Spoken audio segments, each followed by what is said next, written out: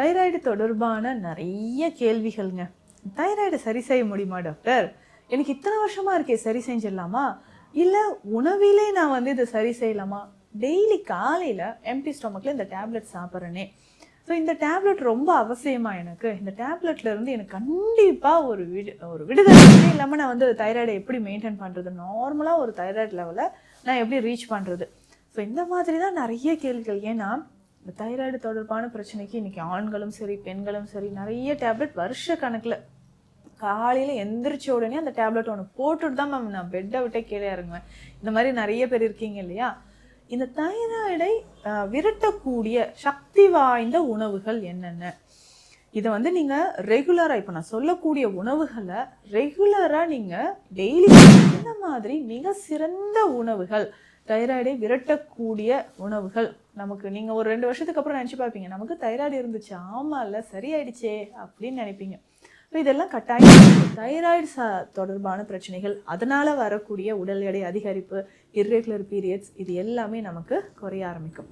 So இந்த 10 பொருட்களை அடிக்கடி உணவில் சேர்த்துக்கோங்க.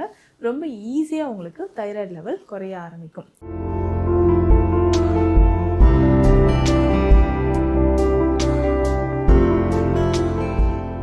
வணக்கம், நான் doctor Nithya, Siddha physician. Thyroid தொடர்பான நிறைய கேள்விகள்ங்க. தைராய்டு சரி செய்ய முடியுமா டாக்டர்? எனக்கு இத்தனை வருஷமா இருக்கே, சரி செஞ்சிடலாமா? இல்லை உணவிலே நான் இதை சரி செய்யலாமா? டெய்லி காலையில் எம்டி ஸ்டொமக்கில் இந்த டேப்லெட் சாப்பிட்றேனே, ஸோ இந்த டேப்லெட் ரொம்ப அவசியமா எனக்கு? இந்த டேப்லெட்ல இருந்து எனக்கு கண்டிப்பாக ஒரு விடுதலை வேணும்.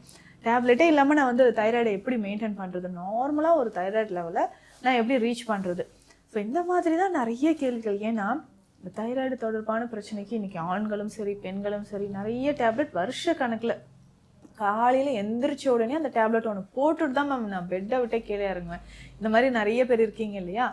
இந்த தைராய்டை விரட்டக்கூடிய சக்தி வாய்ந்த உணவுகள் என்னென்ன? இதை நீங்கள் ரெகுலராக, இப்போ நான் சொல்லக்கூடிய உணவுகளை ரெகுலராக நீங்கள் டெய்லி சேர்த்துக்கோங்க. அட்லீஸ்ட் ஒரு 3-4 உணவுகளாவது டெய்லி நீங்கள் உணவில் இருக்கிற மாதிரி பார்த்துக்கோங்களேன். தைராய்டு உங்கள் பக்கமே வராது. அது கூட ஒரு மாதமோ 2 மாதமோ நீங்கள் சித்த மருந்துகள் இதை அப்படியே கண்டினியூ பண்ணிக்கோங்க. ஏன்னா சித்த மருந்துகள் கொடுக்கும்போது நான் சொல்கிறது, ஃபுட்டில் கண்டிப்பாக இதை நீங்கள் சேஞ்ச் பண்ணுங்கள். சுகராக இருந்தாலோ, பிபி, கொலஸ்ட்ரால், வெயிட் லாஸ்க்கு, முக்கியமாக இந்த தைராய்டு, இது எல்லாத்துக்குமே மருந்துகள் நீங்கள் எடுத்துக்கிட்டாலும் உணவு முறையில் இதெல்லாம் ஃபாலோ பண்ணாதான் கண்டிப்பாக உங்களுக்கு நார்மலுக்கு வரும் அப்படின்னு நம்ம சொல்லுவோம். ஸோ அந்த மாதிரி மிக சிறந்த உணவுகள், தைராய்டை விரட்டக்கூடிய உணவுகள் நமக்கு நீங்கள் ஒரு 2 வருஷத்துக்கு அப்புறம் நினச்சி பார்ப்பீங்க, நமக்கு தைராய்டு இருந்துச்சு, ஆமாம் இல்லை சரியாயிடுச்சே அப்படின்னு நினைப்பீங்க. ஸோ இதெல்லாம் கட்டாயம் நீங்கள் சேர்த்துக்கோங்க. முதல்ல மஞ்சள். ஸோ மஞ்சள் அப்படின்னு சொல்கிறது சாதாரண விஷயம் கிடையாது. தலைமுடி உதிர்தல்லேருந்து கேன்சர் வரைக்கும் நமக்கு மஞ்சள். இப்போ எல்லா நோய்களுக்குமே ஒரு முற்றுப்புள்ளி வைக்கணும்னா நீங்கள் மஞ்சள் பயன்படுத்திக்கோங்க. ஸோ உணவில் மஞ்சள் சேர்த்துக்கணும். காலையில் என்ன பண்ணலாம்? எம்டி ஸ்டொமக்கில் மஞ்சள் டீ நீங்கள் குடிக்கலாம். மஞ்சள் கிழங்கு கிடைச்சா அதை எடுத்து அரைத்து சாறு எடுத்து அதை நீங்கள் தண்ணீரில் கலந்து கொதிக்க வைக்கலாம். இல்லை மஞ்சள் கிழங்கை நம்ம இஞ்சி மாதிரி தட்டி அதில் போட்டு கொதிக்க வச்சு நீங்கள் குடிக்கலாம். இல்லை டாக்டர் எனக்கு மஞ்சள் கிழங்குலாம் கிடைக்கலன்னா மஞ்சள் பொடியை நீங்கள் எடுத்துக்கோங்க. சிம்பிளாக 1/2 ஸ்பூன் அளவுக்கு மஞ்சள் பொடி 2 கிளாஸ் தண்ணீரில் எடுத்து வச்சுக்கணும். 1/4 டீஸ்பூன் அளவுக்கு நெல்லிக்காய் பொடி, 1/4 டீஸ்பூன் அளவுக்கு சீரகம். ஸோ இதை சேர்த்து டெய்லி காலையில் குடிச்சிக்கிட்டே வாங்க. ஸோ ரெகுலராக இதை நீங்கள் குடிச்சிக்கிட்டே வரும்போது தைராய்டு லெவல் நமக்கு நார்மல் ஆகும். நிறைய பேருக்கு ஹைப்போதைராய்டிசம் தான் இருக்கும். ஸோ தைராய்டுனால வெயிட் கெயின் ஆகிட்டே இருக்குங்க, நிறைய ஹேர் ஃபால் இருக்குது, மூட் ஸ்விங் வருது, இர்ரெகுலர் பீரியட்ஸ், இது எல்லாமே சரியாகிறதுக்கு மஞ்சள் மிக சிறந்ததுங்க. அடுத்து 2வது பூண்டு. ஸோ இந்த பூண்டு ரொம்ப ரொம்ப முக்கியம். நிறைய பேருக்கு தைராய்டு கிளாண்ட் ஸ்வெல்லிங் இருக்கும், வீக்கம் இருக்கும். ஸோ காய்டர் இல்லை தைராய்டு நொடியூல்ஸ் நம்ம சொல்லுவோம். ஸோ இந்த மாதிரி இருந்தாலும் இவர்களுக்கு பூண்டு ரொம்ப ரொம்ப முக்கியமானது. ஸோ உணவில் நிறைய பூண்டு சேர்த்துக்கோங்க. ஸோ இதில் ரெகுலராக நீங்கள் இதில் சித்த மருத்துவத்தில் லசுனாதி சூரணம் அப்படின்ற ஒரு மருந்தே இருக்குது. ஸோ பூண்டை முதன்மையாக வைத்து செய்யக்கூடிய ஒரு சூரண வகை லசுனாதி சூரணம்.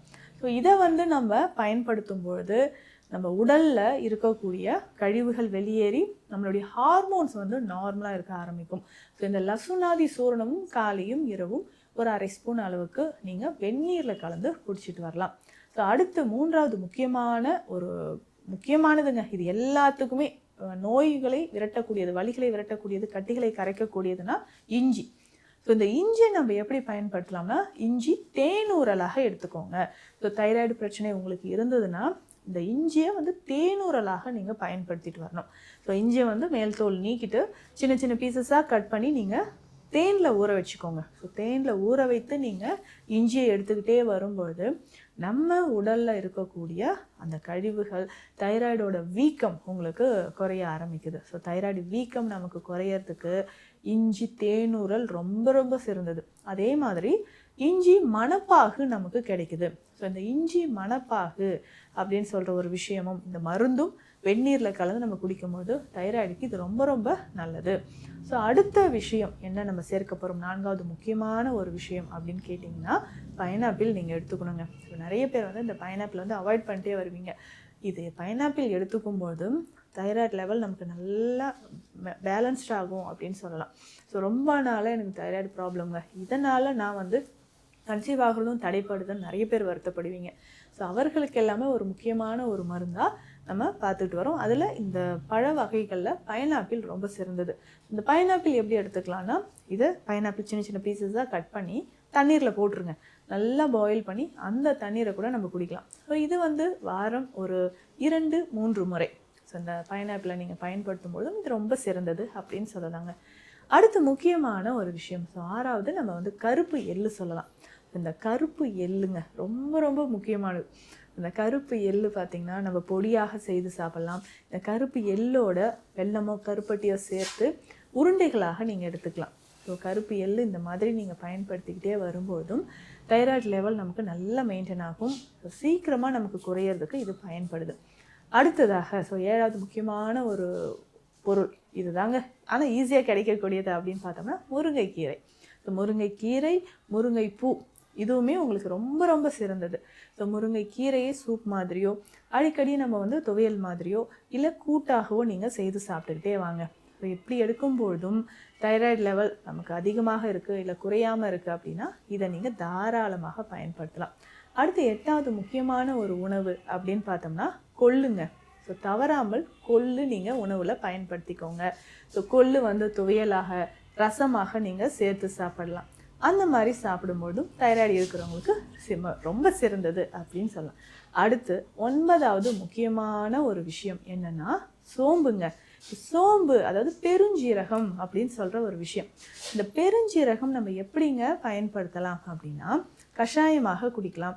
இல்லை இதை பொடி செஞ்சுட்டு டெய்லி காலையில் எம்டி ஸ்டொமக்கில் வெந்நீரில் கலந்து குடிச்சிட்டே வாங்களேன். தைராய்டு லெவல் உங்களுக்கு ரொம்ப ஈஸியாக கிடுகிடுன்னு குறைய ஆரம்பிக்கும். அடுத்து 10வது உணவு, மிகச்சிறந்த உணவு அப்படின்னு பார்த்தோம்னா, இது உணவோடையும் நம்ம சேர்த்து சாப்பிடலாம், தனியாக மருந்தாகவும் எடுத்துக்கலாம். அதுதான் தனியா விதைகள். ஸோ இந்த தனியா விதைகளை நம்ம எடுத்துக்கலாம். இதனோட இந்த கீரை இருக்குது பார்த்தீங்களா, ஸோ கொத்தமல்லி கீரைன்னு சொல்கிறோம். இந்த கொத்தமல்லி கீரையாகவும் நம்ம டெய்லி காலையில் நெல்லிக்காயோட இந்த கொத்தமல்லி கீரையை ஜூஸ் மாதிரி நம்ம எடுத்துக்கலாம். ஸோ தனியா விதைகள் என்னங்க பண்ணலாம் அப்படின்னு கேட்டிங்கன்னா, இந்த தனியா விதைகளோட சீரகம், சதக்குப்பை, ஸோ நிறைய பதிவுகளையும் நான் சொல்லியிருக்கேன். இதை நல்லா கொதிக்க வச்சு காலையிலே டீ மாதிரி டெய்லி குடிச்சிட்டு வந்தீங்கன்னா, ஸோ இந்த தைராய்டு தொடர்பான பிரச்சனைகள், அதனால் வரக்கூடிய உடல் எடை அதிகரிப்பு, இர்ரெகுலர் பீரியட்ஸ், இது எல்லாமே நமக்கு குறைய ஆரம்பிக்கும். ஸோ இந்த 10 பொருட்களை அடிக்கடி உணவில் சேர்த்துக்கோங்க. ரொம்ப ஈஸியாக உங்களுக்கு தைராய்டு லெவல் குறைய ஆரம்பிக்கும். மேலும் தைராய்டு தொடர்பான சித்த மருத்துவ ஆலோசனைகள் உங்களுக்கு தேவைப்பட்டால் ஸ்க்ரீனில் இருக்கிற நம்பருக்கு காண்டாக்ட் பண்ணுங்கள். நன்றி.